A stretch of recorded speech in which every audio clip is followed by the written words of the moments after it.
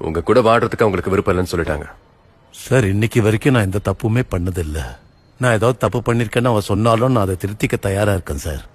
பிரச்சனை அது இல்ல, இவங்களுக்கு அவன் மேல காதல், அதான் பிரச்சனை. அவளுக்கு அவன் கூட போறதான் பிடிக்கும்னா நான் அதை தடுக்கல சார்.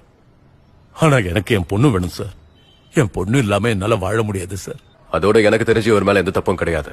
அதனால நான் ஒரு முடிவு சொல்றேன். திங்கள்ல இருந்து வெள்ளி வரைக்கும் குழந்தை உங்ககிட்ட இருக்கட்டும், சனி ஞாயிறு அவர்கிட்ட. எனக்கு சம்மதம். குழந்தைய நான் அவர்கிட்ட அனுப்ப மாட்டேன் சார். இப்படியே பேசிட்டு இருந்தா எப்படிமா? ஒரு முடிவுக்கு வரணும் தானே கூப்பிட்டது. அப்ப 2 பேர் சைட்லயும் பாக்கணும்ல. இப்படி புரியாமலே பேசிக்கிட்டு இருந்தா எப்படி? அவருக்கும் குழந்தை கூட இருக்கணும்னு ஆசை இருக்கும்ல. குழந்தை அவரோடது இல்ல சார். குழந்தை சனலோடது சார்.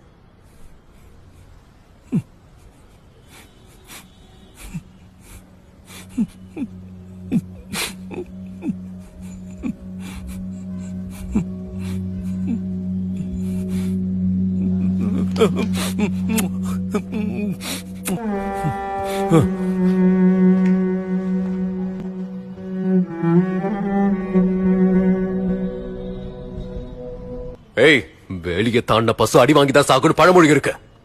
அத மனசுல வச்சுக்க. போடா, போய்ங்கிறது.